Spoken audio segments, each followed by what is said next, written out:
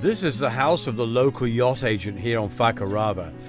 They got Wi-Fi and it only costs a can of Coke to use, so that was ideal. Also gave me a chance to get out and explore the countryside. Warm sunshine and blue skies, just the thing to catch up on what I'd missed before.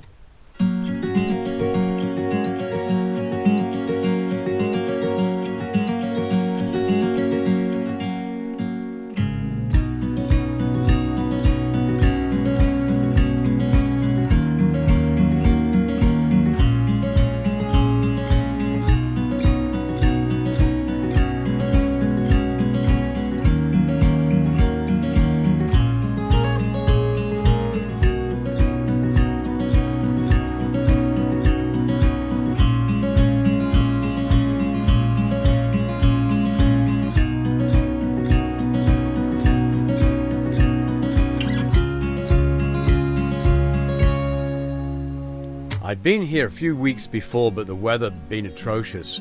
Everything looked different in the sunshine. Then I came across this. I thought this was fascinating. Obviously a local made boat to an old design, but modernized by using modern ideas such as a trampoline net around the sides. And then there was this view. Wouldn't you like to live there? Or here. I even found a house that would suit me, probably damaged in a previous storm. This was just sitting there, nobody was living in it. It probably had at least half an acre around it with a beach front.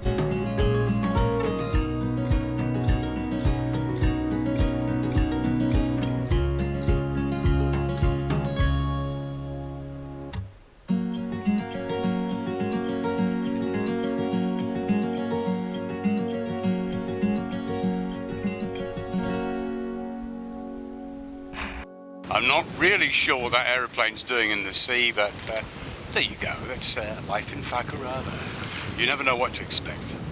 My buddy boat friends on Iris are leaving this morning, and so am I supposed to be leaving. I'm all battened down, everything's ready to go, engine checks done, the lot. But the weather has been a bit bouncy here. You can see the boats bouncing, and not too much at the moment, I'll grant you, but nevertheless, there's a swell coming in and some white horses, and I've got two boats right behind me. They weren't behind me before because the wind direction was different. It's actually blowing from the south instead of the east at the moment.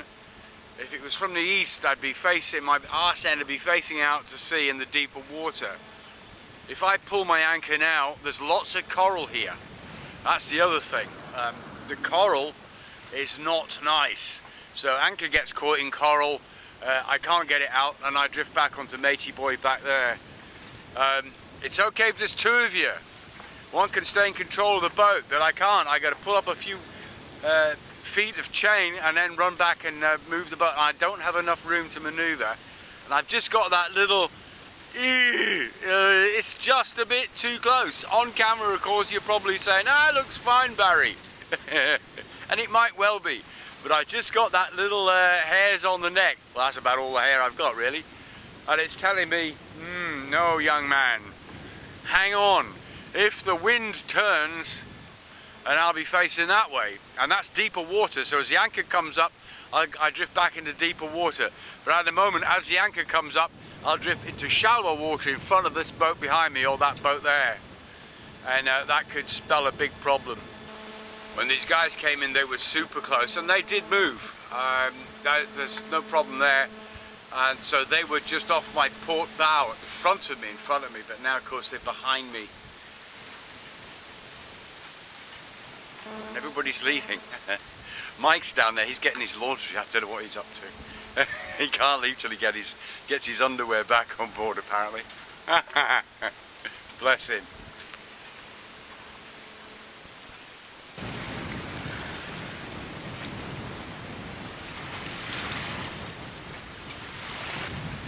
You can see from this other boat I'm passing just how sporting it is out here. This cap's getting thrown around a bit. Finally underway. A friend of mine from the boat Jolly Dogs, a wonderful name, similar to Jolly Good Show Productions' name. I made friends with him and his wife a while back. They just rolled into that part of the lagoon, and they heard me on the radio and they offered to come over and help. So he came over and took over the helm while I pulled up the anchor. Luckily, stayed well away from all the other boats, and the anchor didn't get caught on any coral. Broke it free quite easily. So that's nice. So we're in the lagoon, still in the lagoon, and we're heading for the pass, which is just over there. So I'm kind of doing the reverse journey that I did a while ago when I actually came into this lagoon, this atoll of Whakarava. Yeah, the guys are ahead of me, they're already gone. Iris said on the radio that it's a fun ride. So hopefully the tide is going out. The problem was I had to get down here to get the tide going out. Otherwise I'd never get out, because then the incoming tide will be coming through the pass. And we don't want that. So I'm going out. It'll be pretty much still water by the time I get down there, which is actually not that long from now. But the wind is behind us, or will be when I turn. It's a bit horrible at the moment. Well, not horrible, bouncy, that's it. And bouncy it is. But hopefully that'll be behind us in a minute, literally. And then I have to work out a course to Tahiti, which is where we're going next. But I've got to concentrate on getting through this pass. And I'm going to sail through with the engine off, so I need to get it right.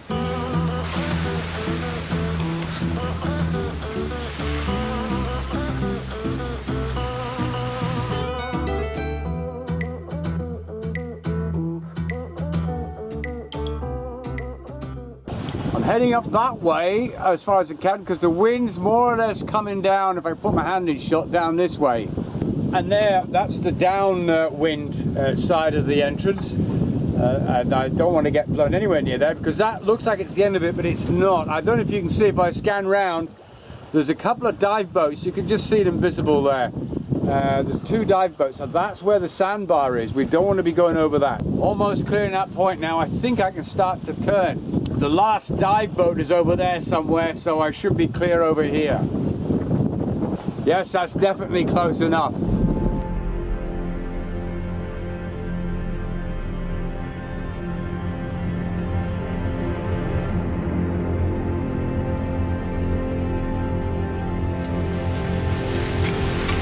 Wow, a few hours later, and we're hauling ass.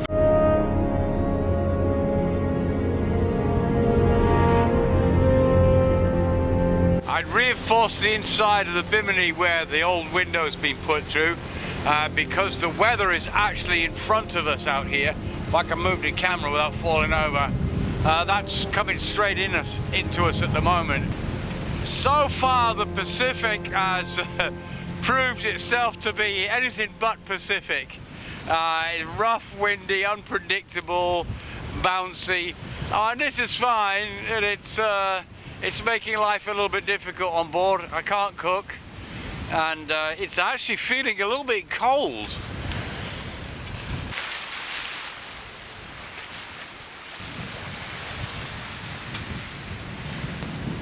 Wow.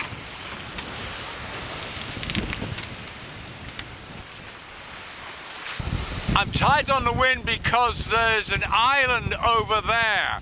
And with the wind and the sea pushing us down onto the island, I'm having to crawl my way back up, trying to stay on course, because the night's coming and I don't want to be anywhere near that island come night. Sorry about the joggy camera, it's blowing a bit.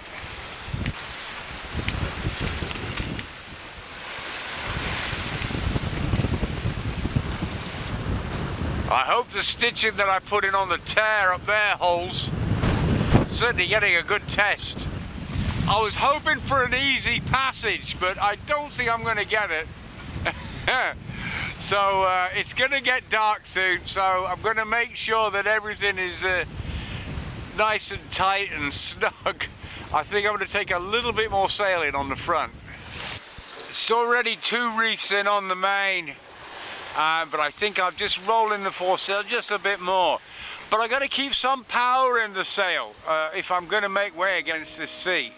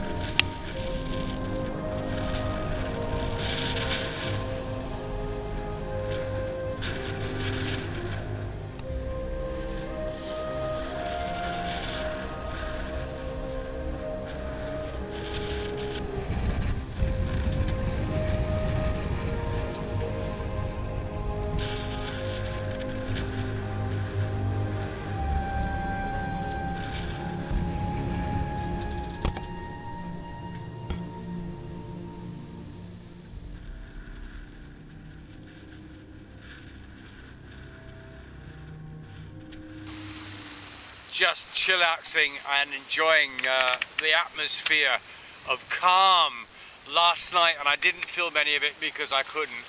There was some humongous waves and it started to blow up. I thought, shall I take the mainsail down? And with all the problems I got with the material in that thing, I thought I'm bound to rip it getting it down. It's better to leave it up, it's probably safer, which is what happened. The weather came down and the wind came down later on and it was all good. Did 80 something miles last night and I've only less than 50 miles to get to Tahiti, which is our next destination, a place I've always wanted to go, Tahiti. And going to do something very special there if I can pull it off. And I'll be doing that hopefully tomorrow morning if we arrive on time. I've got to do at least 3 knots an hour, 3 miles an hour basically, to get to Tahiti in time in the morning to get to an anchorage, very special anchorage.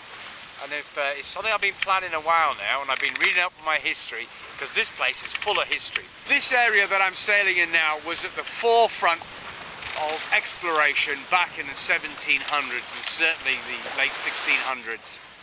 People who came out here were the same as astronauts of today, pushing the frontiers of the known world. Nobody knew what was out here. People, until a few years before that time, thought the world was flat. And then Magellan and his crew, because Magellan didn't make it all the way, went around the world. Other people made it around. There were the explorers from the Far East, there were Arab explorers, people from Europe, Portugal and so on, and then Captain Cook. And that's a clue as to what I'm going to be doing hopefully tomorrow. People came round and discovered these places that had never been found or known by people before. They were the first Europeans. They changed the world. Not to the liking of many of the locals, I can say, and I don't blame them. The Aboriginal Polynesians, the people that lived out here, their world changed forever.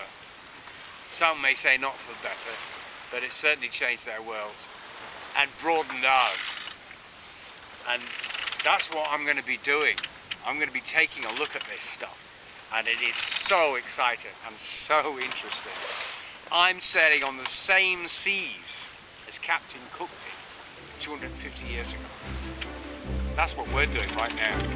We're exploring, all Seadog style.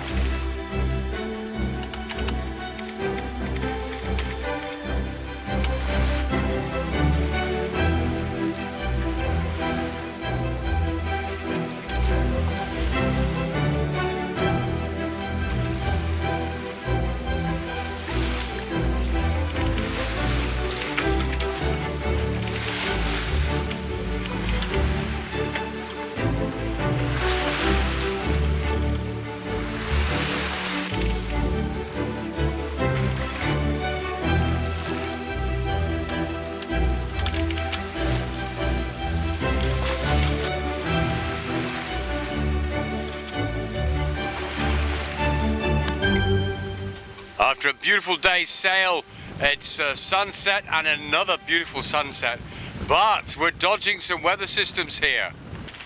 Behind us is a weather system that's just passing. There were 2 of them coming up on us and we managed to squeeze past one and the other's dead ahead of us, but we might just have him slip in front of us before we get there. But that is just typical. If you look at that, that's a big powerful cloud. It goes up a long way and it's full of energy, and underneath it will be full of wind, rain and nasties. And you compare it to over here, which is what I was enjoying before he came along. You see the difference there. This is all placid and nice and lovey-lovey and all peaceful.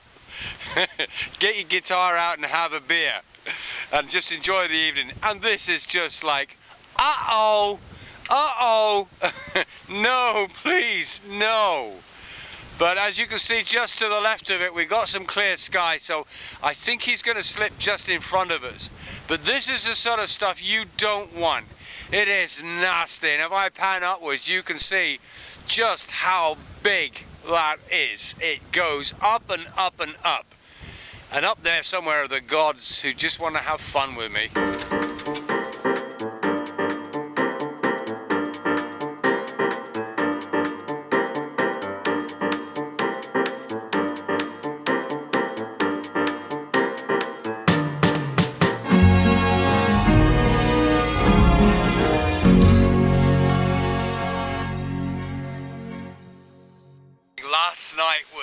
adventure, and I didn't get to